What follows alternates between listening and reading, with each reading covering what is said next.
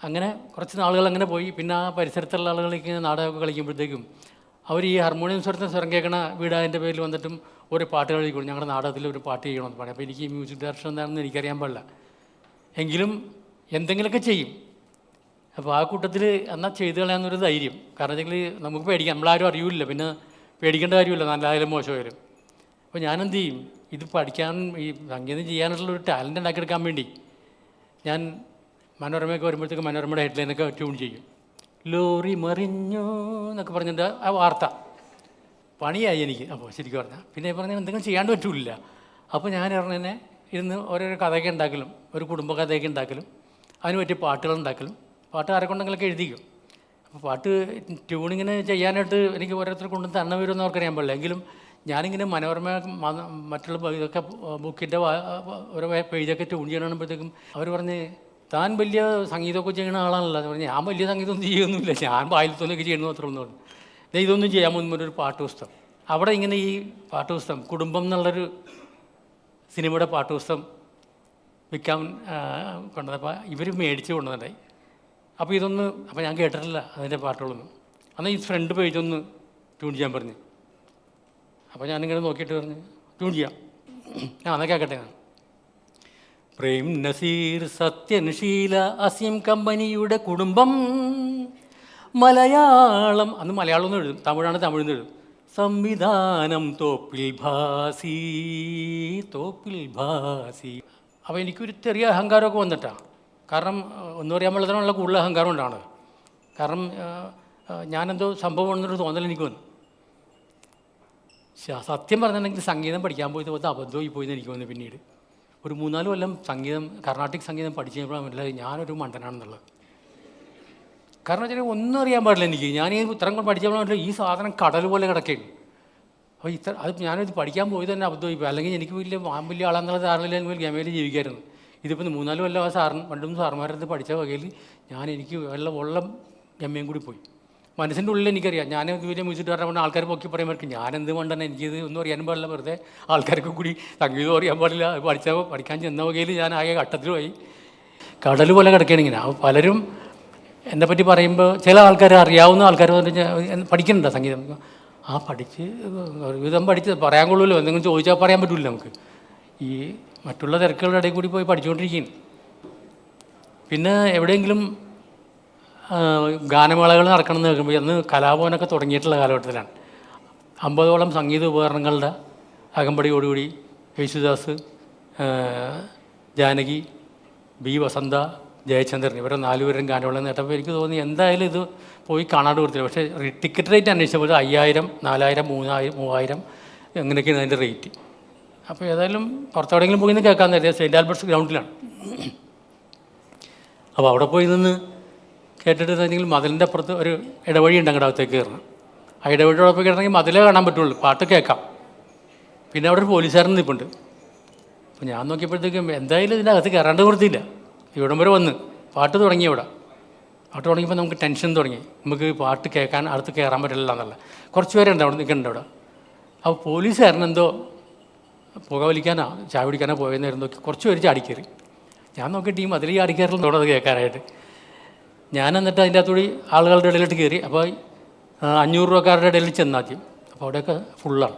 ഞാൻ നടന്ന് ഫ്രണ്ടിലേക്കാണ് കയറി. പിന്നെ എങ്ങനെയായാലും എനിക്കത് അടുത്തിരുന്ന് കേൾക്കണം. ഞാൻ കയറി 4000-ൻ്റെ അടുത്ത് നിന്ന് 5000 അപ്പുറത്താണ്, അവിടെ വെച്ച് ബ്ലോക്ക് ചെയ്തേക്കാണ്. 4000-ൻ്റെ അടുത്ത് കയറിയിട്ട് അങ്ങനെ ഇരുന്ന് അടുത്ത സൈഡിലേക്ക് കയറി ഇരുന്ന് അടുത്തുള്ളവരെ നോക്കി തന്നെ നോക്കിയപ്പോൾ ഞാൻ 4000-ൻ്റെ അടുത്ത് കയറിയ പോലെ ഗമയിലിരിക്കണം അയാളുടെ അടുത്ത് പോയി. അത് കുറച്ച് കഴിഞ്ഞ് എത്ര പാട്ടായി തുടങ്ങിയിട്ട് ചോദിച്ചു. അപ്പോൾ അയാൾക്ക് നോക്കിയിട്ട് താനിപ്പോൾ വന്നേള്ള? ഞാനിപ്പോൾ വന്നേള്ളൂ. തുടക്കം നല്ല പാട്ടുകളൊക്കെ 2-3 കഴിഞ്ഞല്ല എന്ന് പറഞ്ഞു. എനിക്ക് വന്നപ്പോൾ ലേറ്റായി പോയി എന്നൊക്കെ പറഞ്ഞിട്ട് ഞാനും ഏതാണ്ട് അയാളെ പോലെ 4000 മുടക്കിയ ആളെ പോലെ അയാളുടെ അടുത്ത് പോയിക്കും. പിന്നെ ഞങ്ങൾ തമ്മിൽ കൂട്ടായി, ഭയങ്കര അടുത്ത് പോയി. പിന്നെ പുള്ളി ഇങ്ങോട്ട് നിന്ന് ചോദിക്കും, ഞാൻ അങ്ങോട്ട് പറയും.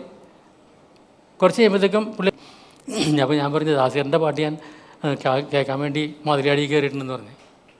അതെന്തിനാണ് മതിലാടി കയറണമെന്ന് ചോദിച്ചു. അല്ല മതിലാടി ഞാനിപ്പോൾ മ്യൂസിക് ഡയറക്ടറൊന്നുമല്ല, സിനിമയിലും വന്നിട്ടില്ല, കാസറ്റൊക്കെ ചെയ്യുമെന്ന് മാത്രമേ ഇടക്കിടക്ക്. അപ്പോൾ അതുകൊണ്ട് മതിൽ സെൻറ്റ് ആൽബർട്ട്സിൽ വലിയ പരിപാടി നടത്തിയപ്പോഴത്തേക്ക് ഞാൻ മതിലാടി കയറിയിട്ട് വന്നിരുന്നാണ് പാടി. അപ്പോൾ ഈ പെണ്ണിൻ്റെ പാട്ടുകളൊക്കെ ഞാൻ കേട്ടെന്ന് പറഞ്ഞു. അത് ശരി, അപ്പോൾ അത് വലിയ ചരിത്രമുള്ളതൊക്കെ പറഞ്ഞ് മതിലാടി കയറിയ ആൾ മ്യൂസിക് ഡയറക്ടറായിട്ട് എന്നെ പാട്ട് പഠിപ്പിച്ച് പാടിക്കണമെന്ന് പറയുമ്പോൾ അതിനൊക്കെ ഒരു ഭാഗ്യം കിട്ടി. പിന്നെ ഈ സംഗീതം ചെയ്ത് തുടങ്ങി ഇങ്ങനെ താഴത്തുനിന്ന് പോലെ പഠിച്ചു വന്നതിൻ്റെ പേരിൽ ഈ കമ്പ്യൂട്ടറിൽ നിന്ന് കിട്ടുന്ന ശബ്ദങ്ങൾ വെച്ചിട്ടൊരു പാട്ടുണ്ടാക്കി അതിനകത്ത് എന്തെങ്കിലും ഇറക്കി എഴുതി പുറത്തിറക്കി ഒരു പാട്ടിൻ്റെ ഷേപ്പിലാക്കി. അപ്പോൾ ഇത് പാട്ടിൻ്റെ ഷേപ്പില്ലാത്തതിൻ്റെ പേരിൽ വല്ല മൊണ്ടാഷ് ഇങ്ങനെ സീൻസൊക്കെ പാസ് ചെയ്ത് പോയി സ്റ്റോറിയുടെ വരത്തക്ക വിധത്തിലുള്ള ഒരു അറേഞ്ച്മെൻ്റ് ആയിട്ട് ചെയ്യേണ്ട കാര്യമില്ല. നമ്മൾ പാട്ടുണ്ടാക്കി കൊടുത്തിട്ടുണ്ടെങ്കിൽ അത് സ്റ്റോറിക്കകത്ത് സെറ്റായിട്ട് വെച്ചോളും. അങ്ങനത്തെ ഒരു ടാലൻറ്റ് വരാനുള്ള ഒരു സാഹചര്യം ഉണ്ടായി വന്നിട്ടുണ്ട് നമുക്ക് ചെറുപ്പം പോലെ. അല്ലെങ്കിൽ ഭാഗ്യത്തിന് നമുക്കങ്ങനെ പിന്നെ എല്ലാം ചെറുപ്പകാലം പോലെ തന്നെ പാട്ടുകൾ കേട്ടിട്ടുള്ള പാട്ടുകളൊക്കെ മുത്തുകളാണ് മോനെ കേട്ടേക്കണത്. ബാബുരാജ് മാഷ്, ദേവരാജ് മാഷ്, ദക്ഷിണാമൂർത്തി സ്വാമി, രാഘവ മാഷ്, പിന്നെ നമ്മുടെ അയൽവാസിയായിട്ടുള്ള അതാണ് അർജുന മാഷ്. ഇത്തരം പേരുടെ പാട്ടുകൾ കേട്ടാണ് നമ്മൾ വളർന്നത്. അപ്പോൾ അവരൊക്കെ ചെയ്യണമെന്നുണ്ടെങ്കിൽ കറതിരുന്ന സാധനമാണ്. പിന്നെ ഭാഗ്യത്തിന് നമ്മൾ തേന്മാകുമ്പത്ത് ചെയ്യാൻ വേണ്ടി അവിടെ ചെന്നപ്പോഴത്തേക്ക് അന്ന് നമുക്ക് തമിഴ് അറിയാൻ പാടില്ല. ഇംഗ്ലീഷിൽ നിന്ന് വിട്ട് ഇംഗ്ലീഷ് എല്ലാവരും പറയേണ്ട കാര്യമില്ല, നമ്മൾ മലയാളത്തിൽ സംസാരിക്കുള്ളൂ. അറിയണമെങ്കിൽ തന്നെ എന്തെങ്കിലും അത്യാവശ്യം അങ്ങോട്ട് പറയേണ്ട കാര്യം മാത്രമേ ഉള്ളൂ. അവിടെ ചെന്ന ഇംഗ്ലീഷും അറിയാവുന്ന തമിഴും മലയാളവും എല്ലാം കൂടി കലക്കി ഒരു പുതിയ സാധനമാണ് അവിടെ നമ്മൾ പറയുന്നത് അവിടെ ചെന്നിട്ട്. അപ്പോൾ ഇത് ആർട്ടിസ്റ്റുമാരോട് പറയാൻ പോയിട്ടുണ്ടെങ്കിൽ അവരൊക്കെ വന്ന് നോട്ട്സൊക്കെ കൊടുത്തു കഴിഞ്ഞിട്ട് എന്തെങ്കിലുമൊക്കെ സംശയം ചോദിച്ചാൽ നമ്മൾ കിടന്ന് പബ്ബ് പഠിക്കുക. അപ്പോൾ നമ്മളൊക്കെ ഭാഗ്യത്തിനൊരു ഗുണം കിട്ടി. റഹ്മാൻ്റെ അസിസ്റ്റൻറ്റ് ശ്രീനിവാസമൂർത്തി, ഇപ്പോഴും പുള്ളിയുണ്ട് റഹ്മാൻ്റെ കൂടെ. അന്ന് ഒറ്റ ആളുകൾ, ഞങ്ങൾക്ക് രണ്ടുപേർക്കും കൂടെ ഒരാളാണ്. പുള്ളിനെ കിട്ടി. പ്രിയദർശൻ അയാളെ വിളിച്ച് അസിസ്റ്റ് ചെയ്യാനായിട്ട് ഞങ്ങൾക്ക് തന്നപ്പോഴത്തേക്കും പുള്ളി വന്നിട്ട് ഞങ്ങളുടെ ടെൻഷൻ കണ്ടപ്പോഴത്തേക്കും ആദ്യമായിട്ടാണ് അവിടെ ചെയ്യുന്നത്. ഫസ്റ്റ് പടം ഇവിടെ ചെയ്ത് കാഴ്ചക്കപ്പുറം എന്നുള്ള പടം 91. അത് ഒരാഴ്ച കഷ്ടി കഴിഞ്ഞപ്പോൾ തന്നെ കാഴ്ചക്കപ്പുറത്തേക്ക് പോയി. അപ്പോൾ അതുകൊണ്ട് പിന്നെ അതിനെപ്പറ്റി പറയേണ്ടി വന്നില്ല. പിന്നെ ഇതിന് ചെന്നപ്പോഴത്തേക്ക് നമ്മൾ ഓർത്ത് ഒരു പടം ചെയ്തത് 4 നിലയിൽ പൊട്ടിയതാണ്. ഇതും കൂടി പൊട്ടിയിട്ടുണ്ടെങ്കിൽ പിന്നെ ഈ പണിക്ക് അങ്ങോട്ട് പോകണ്ട. അതിൻ്റെ ആ അവസ്ഥയിലാണ് അവിടെ ചെന്ന് നിൽക്കുന്നത്. ഇയാൾ വന്നപ്പോഴത്തേക്കും ശ്രീനിവാസമൂർത്തി റഹ്മാൻ്റെ റെക്കോർഡിങ് ഇല്ല അന്ന്. 2 ദിവസത്തേക്ക് പുള്ളി അങ്ങോട്ട് തന്നു. പുള്ളിയാണെങ്കിൽ വല്ല ടോപ്പ് എക്സ്പീരിയൻസ്ഡ് ആയിട്ടുള്ള ആളാണ്. പുള്ളി പറഞ്ഞു don't worry, I shall help you, don't worry. അതിന് അവിടെ DTSൻ്റെ ഇപ്പോഴത്തെ ഓണർമാർ, അത് മീഡിയ ആർട്ടിസ്റ്റ് എന്ന് പറഞ്ഞ സ്റ്റുഡിയോ ഉണ്ട് അവിടെ. ഏറ്റവും വലിയ സ്റ്റുഡിയോ ആണ്. മണിക്കൂറിന് 2700 രൂപയാണ് അവിടെ വാടക. ഇവിടെ 2000 രൂപ ഒരു ദിവസത്തേക്ക് ഇവിടുത്തെ സ്റ്റുഡിയോസ്, ചെറിയ സ്റ്റുഡിയോസൊക്കെ.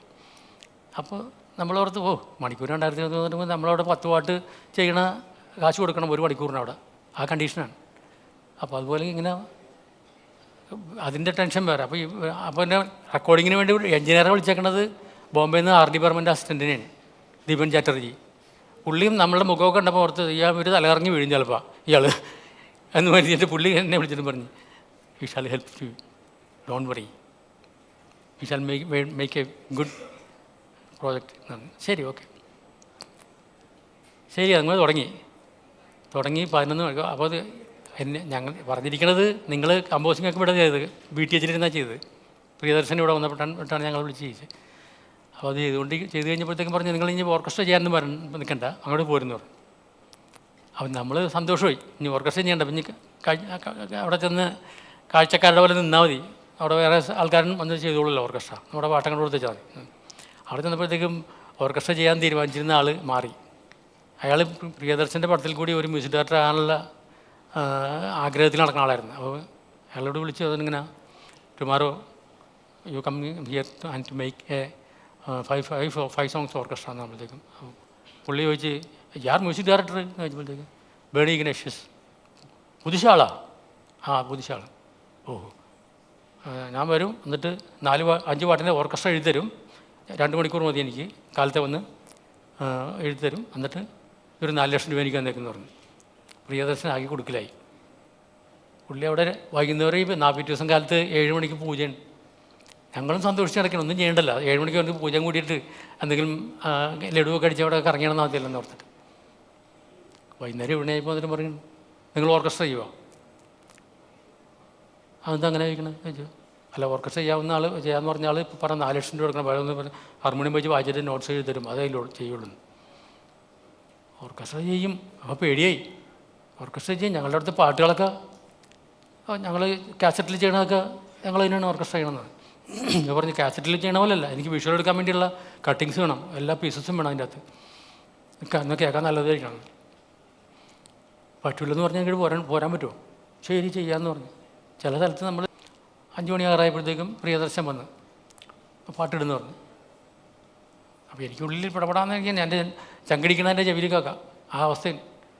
കാരണം ഇപ്പോൾ പാക്ക് ചെയ്ത് പോയിക്കോന്ന് പറയുമെന്നാണ് എൻ്റെ പേടി. കേട്ട് കഴിഞ്ഞപ്പോഴത്തേക്കും പുള്ളി പറഞ്ഞു ഒന്നും കൂടി ഇടുന്നതാണ്. ഒന്നും കൂടി ഇട്ടു. എന്നിട്ട് പുള്ളി പറഞ്ഞു മതി, എനിക്കിത് മതി, ഇനി എല്ലാ പാട്ടും ചെയ്തോളാൻ പറഞ്ഞു നിങ്ങൾ തന്നെ, എനിക്ക് വിഷയമുള്ള എല്ലാ സാധനമുണ്ട്. അപ്പോൾ പുള്ളി പറഞ്ഞിരിക്കുന്നത് ഒരു കിസ് ഇങ്ങനെ കൊടുത്തിട്ട് ഇതിങ്ങനെ ഊതി വിടുമ്പോഴത്തേക്കും അതിങ്ങനെ പറന്നിറന്നോന്ന് പോയിട്ട് അവളുടെ കവളത്ത് വന്നിരിക്കുന്നതാണ് ആദ്യത്തെ വയലിൻ പീസ് വേണ്ടതാണ്. അപ്പോൾ അതിനൊരു നല്ല വയലിൻ പീസ് ഉണ്ട്, ഉണ്ടാക്കിയിട്ടുണ്ട്. ഈ സാധനമൊക്കെ ഇട്ട് കഴിഞ്ഞപ്പോഴത്തേക്കും പുള്ളി അങ്ങനെയൊന്നുമല്ല ചെയ്തത്. അത് അപ്പോൾ ഞാനൊരു തമിഴ് പടത്തിൽ അതുപോലെ പന്ത്രണ്ടല്ലാന്ന് ഓർക്കുകയും ചെയ്തു. പക്ഷെ പുള്ളി ചെയ്തത് കിളി പറപ്പിക്കുകയാണ് ചെയ്ത്. എന്നിട്ടൊരു പാടത്തിൻ്റെ നാട് പോയി കിളി ഇരിക്കാനാണ് സംഭവം. അത് പാരലായിട്ട് വേറെ പുള്ളി ചിന്തിച്ചെന്ന് പറഞ്ഞു. പുള്ളി ഓക്കെ എല്ലാം എടുക്കാനുള്ളതൊക്കെ ഉണ്ടെന്ന് പറഞ്ഞത്. ഓർക്കസ്ട്ര ഇത്തിരി നീളം കൂടി പോകാൻ സംശയം ഉണ്ടെന്ന് പറഞ്ഞു. ഞാൻ പറഞ്ഞാൽ അത് ഇല്ല, എല്ലാം എടുക്കാത്തക്ക വിധത്തിലാണ് ചെയ്തേക്കണമെന്ന് പറഞ്ഞു. പീസായിട്ട് എല്ലാം ഓരോന്നോരോന്ന് ബാർ ഗ്രൗണ്ട് ചെയ്തിട്ടാണ് ചെയ്തേക്കണമെന്ന് പറഞ്ഞു. ശരി എന്നെല്ലാം ചെയ്തു തുടങ്ങുന്നത്. നിലാപ്പൊങ്കൽ കൂടി എടുത്തു നോക്കാം. അവൻ അധികം ഇൻസ്ട്രുമെൻ്റ് ഇല്ലല്ലോ. ഒരു നന്ദുണി എന്ന് പറഞ്ഞൊരു ഇൻസ്ട്രുമെൻ്റ് ഉണ്ടായി, പിന്നെ ഒരു റെക്കോർഡർ എന്ന് പറഞ്ഞ ഇൻസ്ട്രുമെൻ്റുകൾ. ഈ നന്ദുണി എന്ന് പറഞ്ഞാൽ നമ്മുടെ തൈലപ്പെട്ടി പോലത്തെ ഒരു പെട്ടി, അതിൻ്റെ സൈഡിലൊരു സ്റ്റിക്ക് ഉണ്ട് ഇങ്ങനെ ഒരു മുളക്കഷ്ണം പോലെ. അതിനൊരു ചരട് ഇങ്ങനെ വലിച്ച് നടുക്കോട്ട് തുള വെച്ചിട്ട് അതിൻ്റെ കെട്ടിയിട്ടുണ്ട്. എന്നിട്ട് ടോ ഇതിങ്ങനെ വലിക്കുമ്പോഴാണ് ടോ എന്ന് തന്നെ ഈ സാധനവും പിന്നെ ശ്രുതിയായിട്ട് ഒരു സ്റ്റീലിൻ്റെ ഫ്ലൂട്ട് പോലെ കളറുണ്ടാകും പോലെ സ്ഥലത്ത് കീ ഫ്ലൂട്ട് ഇത് വെച്ചിട്ടാണ് പറഞ്ഞത്. അപ്പം ഗിനേഴ്സ് എന്താ ചെയ്യണത് ചോദിച്ചു. നമ്മുടെ സാറേ അത് മലയാളം കറക്റ്റല്ല പഠിക്കണം. അയ്യോ കുഴപ്പമുണ്ടാക്കല്ലേ, മലയാളം കറക്റ്റ് പാടില്ല. അതിനാണ് ഈ ബാംഗ്ലൂരിൽ നിന്ന് അവളെ വിരിച്ച് പഠിക്കണത്. നമ്മൾ കേരള കർണാടക ബോർഡിൽ പഠനം തുടങ്ങുമ്പോഴത്തേക്കും ഒറിജിനൽ മലയാളം പോലെ പഠിച്ചിട്ടുണ്ടെങ്കിൽ ശരിയാവില്ല. അത് ഇതാണ് ആവശ്യം, ഇങ്ങനെ മതി. ഞാനത് റിഹേഴ്സൽ കേട്ടപ്പോൾ തന്നെ എനിക്ക് ഇഷ്ടപ്പെട്ട്. അത്രയും കൊഞ്ഞപ്പും കാര്യങ്ങളും ഒക്കെ വേണം, കൃത്യം മലയാളം വേണ്ട. ആ ശബ്ദവും ആ പട്ടിയപ്പുറത്ത് അടിച്ച ശബ്ദവും കൂടിയല്ല, അതിന് കറക്റ്റാണ്. അപ്പോൾ പുള്ളി പറഞ്ഞിരുന്നേക്കണ ഇങ്ങനെ മുകളിൽ കൊണ്ട് ക്യാമറ വെക്കും, എന്നിട്ട് കാളവണ്ടികളൊക്കെ ഇങ്ങനെ ലൈറ്റപ്പ് ചെയ്ത് ക്യൂ ആയിട്ട് ഇങ്ങനെ പോവും. നിങ്ങൾ നമ്മുടെ 3-3.5 മിനിറ്റ് പാട്ട് മതി. അത് കഴിയുമ്പോഴത്തേക്ക് ഈ പാട്ട് തീരുമ്പോഴത്തേക്കും കാള ഇങ്ങനെ സ്ഥിരമായിട്ട് ഇങ്ങനെ പോകുന്ന റൂട്ടായതിൻ്റെ പേരിൽ ഇവർക്ക് ഇന്നത്തെ കിടന്ന് ഉറങ്ങാം. കാളവണ്ടിക്കകത്ത് മോഹൻലാലിനും പാർട്ടിക്കൊക്കെ അവരങ്ങനെ തന്നെത്താൻ ഈ കാള അങ്ങനെ പോയി അടുത്ത് നിന്ന് ടൗണിലെത്തി കഴിയുമ്പോഴത്തേക്കും അവിടെ നിന്ന് ഇങ്ങനെ മുഖം വെള്ളം കോരി ഒഴിച്ച് മുഖം ഫ്രഷ് ആക്കുമ്പോൾ പാട്ട് തീർന്ന് എന്ന് പറഞ്ഞു. പുള്ളി ആ പറഞ്ഞതുപോലെ തന്നെ എടുത്തു വെച്ചിട്ടുണ്ട്. തിയേറ്ററിൽ പോയിരുന്ന് കണ്ടപ്പോൾ എനിക്ക് സന്തോഷമായി പോയി. കാരണം വെച്ചാൽ പടം കൊണ്ട് തുടങ്ങലും നമ്മൾ പറഞ്ഞ അല്ലെങ്കിൽ ഒപ്പി വെച്ചേക്കണമെന്ന് വെച്ചിട്ടുണ്ടായിരുന്നത് പുള്ളി. ആളുകളാണെങ്കിൽ ഇങ്ങനെ കണ്ടുകൊണ്ടിരിക്കുന്നുണ്ടെല്ലാം സുഖമായിട്ട്. അപ്പോൾ എന്നോട് അടുത്തിരിക്കുന്ന ആൾ പറഞ്ഞ് ഏതാരും പുതിയ മ്യൂസിക് ഡയറക്ടർമാരാണ്, എന്നെ പരിചയമില്ല, എന്നെ കണ്ടറിയില്ലല്ലോ. പുതിയ മ്യൂസിക് ഡയറക്ടർമാർ ആരാണ്ടെന്നുണ്ട്, പുറത്തെങ്ങാണ്ടുള്ള ആൾക്കാരാണ്. പ്രിയദർശൻ്റെ അവിടെ പോകുമ്പോൾ ബോംബെക്കാരായിരിക്കും ചിലപ്പോൾ. എന്നൊക്കെ അവരുടെ അടുത്ത് നിന്ന് പറയേണ്ടി വരുന്നു. നല്ല ഒരു ബ്രേക്ക് കിട്ടിയ പടമാണത്. ഷൂട്ടിങ്ങായിട്ട് പിറവത്താണ്. രാത്രി 50 വരും. വന്നൊഴിക്ക് എവിടെയും കണ്ടൊരു സ്ഥലത്തു നിന്ന് പുള്ളിക്ക് ഇഷ്ടമുള്ള കുറേ ഫുഡൊക്കെ മേടിക്കും, എല്ലാവർക്കും തരാൻ വേണ്ടി. ഫുഡ് മേടിച്ചിങ്ങനെ വലിയ പൊതിയൊക്കെ ഇട്ട് വന്നെ. പുറകെ ഒരാൾ പൊതിയും കൊണ്ട് വന്നിട്ടുണ്ടാവും. അപ്പോൾ കൊഞ്ച്, പിന്നെ കരിമീൻ, എന്താണ് ഇലയിൽ പൊള്ളിച്ചത്, ഇങ്ങനെ പല പല വിഭവങ്ങളായിട്ട് വന്നത്. പുള്ളി ചാപ്പാടിന് ഇഷ്ടമുള്ള ഒരാളാണ്, പുള്ളിനെ കണ്ടാൽ അറിയാമല്ല. അപ്പോൾ അങ്ങനെ അത് ഞങ്ങളും കഴിച്ചോളാം. നമ്മൾ ഈ തിരിക്കില്ലാത്ത ആൾ ഇത് മുഴുവൻ കഴിച്ചു തീർക്കണം എങ്ങനെയാണ്. എങ്കിലും പറ്റണ പോലെയൊക്കെ ശ്രമിച്ച്, ഈ പാട്ട് നന്നാക്കാൻ വേണ്ടി ശ്രമിക്കണ പോലെ ഈ പുള്ളിയെ തൃപ്തിപ്പെടുത്താൻ വേണ്ടി ശ്രമിച്ച് കുറച്ചൊക്കെ നമ്മളതിൽ വിജയിക്കുകയും ചെയ്തിട്ടാണ്. അപ്പോൾ അതുകൊണ്ട് പുള്ളിക്ക് വലിയ സ്നേഹമായി. പിന്നെ മദ്രാസ് വെച്ച് കണ്ടപ്പോഴും പുള്ളിയുടെ ഒരു ഫ്ലാറ്റ് ഉണ്ട്, അവിടെ വിളിച്ചുകൊണ്ട് പോയി. എന്നിട്ട് പറഞ്ഞാൽ അവിടെ ദേവൻ എന്ന് പറഞ്ഞൊരു കുക്കുണ്ട്. പറഞ്ഞാൽ പുള്ളിയൊക്കെ എപ്പോൾ വന്നിട്ടുണ്ടെങ്കിലും ഭക്ഷണവും കൊടുത്താലും ഇവിടെ കിടത്തി ഉറക്കിക്കൊള്ളണം കേട്ടോ എന്ന് പറഞ്ഞൊക്കെയാണ്. ഞാൻ പിന്നെ പോയിട്ടില്ല അങ്ങോട്ട്. ആ ഒരു ഭക്ഷണവും മുറിയൊക്കെ നമുക്കവിടെ ഇരിക്കട്ടെ, ചെന്നത് കളയണ്ടെന്നായിരുന്നു. ഇപ്പോൾ പോയിട്ടില്ല പിന്നെ അങ്ങോട്ട്. അപ്പോൾ അങ്ങനെ തുടക്കത്തിലുള്ള അനുഭവങ്ങൾ ഇതാണ് ഇതിൻ്റെ അകത്തുനിന്ന് കയറി വന്നത്. അതുപോലെ നമ്മൾ ഇപ്പോൾ മ്യൂസിക് ഡയറക്ടർമാരാകാൻ പോകുന്ന ആൾക്കാരും ഈ കൂട്ടത്തിൽ ഉണ്ടെന്ന് എനിക്ക് തോന്നുന്നില്ല. അതാ ഒരാളെങ്കിലും ഉണ്ടെന്നാണെങ്കിൽ ചിലപ്പോൾ ഉണ്ടാവട്ടെ. പണ്ട് HMC ആർട്സ് ക്ലബ്ബ് എന്ന് പറഞ്ഞാൽ ഞാൻ പറഞ്ഞില്ല, ഞങ്ങൾ ഹാർമോണിയൊക്കെ വായിക്കാൻ വേണ്ടി പോയി കുത്തി നോക്കിയിട്ടുള്ള ക്ലബിൻ്റെ ഒരു വാർഷികം. അപ്പോൾ ഞാനൊക്കെ പൊടികളാണ്. അവിടെ കലൂർ ഒരു ചർച്ചിൻ്റെ മുമ്പിൽ ഉള്ള ഗ്രൗണ്ടിലാണ്. ഒരുപാട് ഗ്രൗണ്ടുകളൊക്കെ ഉണ്ട് ഇവിടെയൊക്കെ. അപ്പോൾ അവരുടെ വാർഷിക ഉദ്ഘാടനം ചെയ്യാൻ വേണ്ടി വന്നത് KP ഉമർ സാറാണ്. പുള്ളി അവിടെ ഇവിടെ എൻ്റെ ഷൂട്ടിൻ്റെ ആവശ്യത്തിന് വന്നിട്ടുണ്ടായി. പുള്ളി ഇവിടെ വന്നിട്ട് പറഞ്ഞ് ഞാൻ HMC ആർട്സ് ക്ലബ്ബ് പള്ളിയുടെ മുമ്പിൽ ഗ്രൗണ്ടിൽ പ്രോഗ്രാം നേട്ടപ്പോഴത്തേക്കും വല്ല പള്ളി ക്ലബ്ബാണെന്ന് ഉദ്ദേശിച്ചത്. HMC എന്ന് പറഞ്ഞപ്പോൾ Hindu Muslim Christian arts ക്ലബ്ബാണ് HMC എന്ന് പറഞ്ഞത്. അപ്പോൾ അത് കേട്ടപ്പോൾ എനിക്ക് സന്തോഷം തോന്നി. കാരണം വെച്ചെങ്കിൽ കൂടുതൽ ക്രിസ്ത്യൻസിൻ്റെ ഏരിയയാണ് എറണാകുളം എന്ന് പറഞ്ഞാൽ. അപ്പോൾ അവിടെ ഇങ്ങനൊരു നല്ലൊരു പേരിടാൻ നിങ്ങൾക്ക് തോന്നിയല്ലോ, നല്ല കാര്യം എന്നൊക്കെ പറഞ്ഞ് സംസാരിക്കുന്ന കൂട്ടത്തിൽ പറഞ്ഞു. അപ്പോൾ ഞാനൊക്കെ ഫ്രണ്ടിൽ നിന്ന് നിലത്തിരിക്കുന്നു, പിള്ളേരൊക്കെ മണ്ണൊക്കെ വാരി ഇങ്ങനെ മുകളിലൊക്കെ ഇരിക്കുന്നുണ്ട്, ഞാൻ അതിൻ്റെ അകത്തേക്ക് ഇരുന്ന് കുളിച്ചൊക്കെ ഇരിക്കണം അതിൻ്റെ അകത്ത്. അപ്പോൾ പുള്ളി പറഞ്ഞു ഈ കൂട്ടത്തിൽ ഇപ്പോൾ ഇത് ഒരു സ്ഥലത്ത് ഇങ്ങനെയുമ്പോഴത്തേക്കും കുറേ കുട്ടികളൊക്കെ ഇരിക്കണം, അവരിരിക്കണം ഇവിടെ.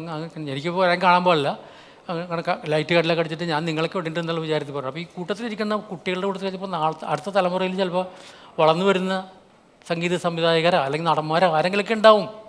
അതില്ലെന്ന് പറയാൻ പറ്റില്ല. അപ്പോൾ ഈ കൊച്ചുകുട്ടികളിൽ നിന്ന് അവരെ നമുക്ക് അവഗണിക്കാൻ പറ്റില്ല. കാര്യം ഇപ്പോൾ ഒരു മണ്ണുവാരിയൊക്കെ ഉണ്ട്, നമുക്ക് ഇഷ്ടപ്പെടണമില്ല. എങ്കിലും ആ കൂട്ടത്തിൽ ചിലപ്പോൾ ആരെങ്കിലുമൊക്കെ ഉണ്ടാവും, ഒരു അറിയപ്പെടുന്ന ആൾക്കാർ വരും ചിലപ്പോൾ നാളെ എന്നൊക്കെ പറഞ്ഞ്.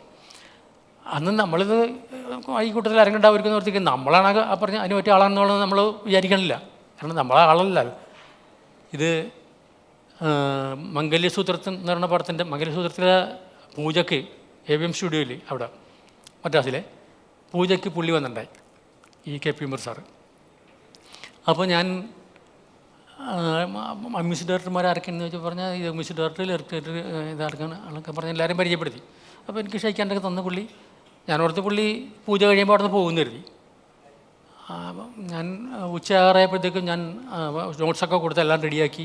റെക്കോർഡിങ്ങിന് സമയപ്പോഴത്തേക്കും ഇങ്ങനെ പുറകെ കൂടി ഇറങ്ങി വരണം, നേരെ കൺസോളിലേക്ക് നേരിട്ട് കയറാൻ പറ്റില്ല, പുറത്തിറങ്ങിയിട്ട് അവിടെ കൂടി ഇങ്ങനെ ഇറങ്ങി വരണം. അപ്പോൾ അവിടെ ഒരു സോഫ ഇട്ടിട്ടുണ്ട്, അത് ഡാർക്ക് ലൈറ്റാണ്. അപ്പോൾ പുള്ളി ഒരു ചെറിയ ലൈറ്റ് മാത്രം വണ്ടി വെച്ചിട്ട് ഒരു ബുക്ക് വായിച്ചുകൊണ്ടിരിക്കാൻ. അപ്പോൾ ഞാൻ പുള്ളി എടുത്തിട്ട് പറഞ്ഞ്, സാറ് ഞാൻ എൻ്റെ മ്യൂസിക് ഡയറക്ടറാണെന്ന് പറഞ്ഞു. എനിക്ക് തന്ന 15 മിനിറ്റ് കഴിഞ്ഞു എന്ന് എനിക്ക് തോന്നുന്നു. അപ്പോൾ ഇത് പറഞ്ഞ പോലെ നാളെ ഇവിടെ നിന്നും അറിയപ്പെടുന്ന ഒരാൾക്കാർ വരുമല്ലോ എന്നൊന്നും നമുക്ക് പറയാൻ പറ്റില്ല കലാകാരന്മാരുടെ കൂട്ടത്തിൽ. അപ്പോൾ വരുമ്പോൾ എൻ്റെ പേരും പറഞ്ഞേക്കണമെന്ന് പറയാൻ വേണ്ടിയാണ്.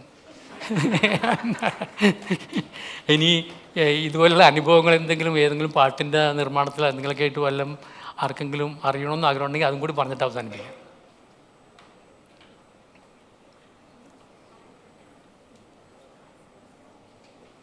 ജാന എവിടെ?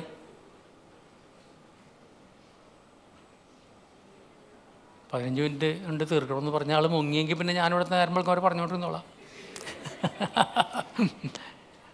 കൂടിപ്പോയാ?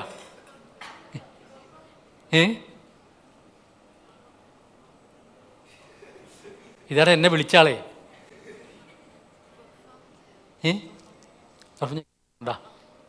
ഒന്നോ കൂടുതൽ സംസാരിക്കണ്ട, ഒരു പാട്ട് വല്ലതും പാടാൻ പറ്റുമെങ്കിൽ പാടിക്കോട്ടെ. പറഞ്ഞിടത്തോളമൊക്കെ മതി എന്നുള്ളതാണ്.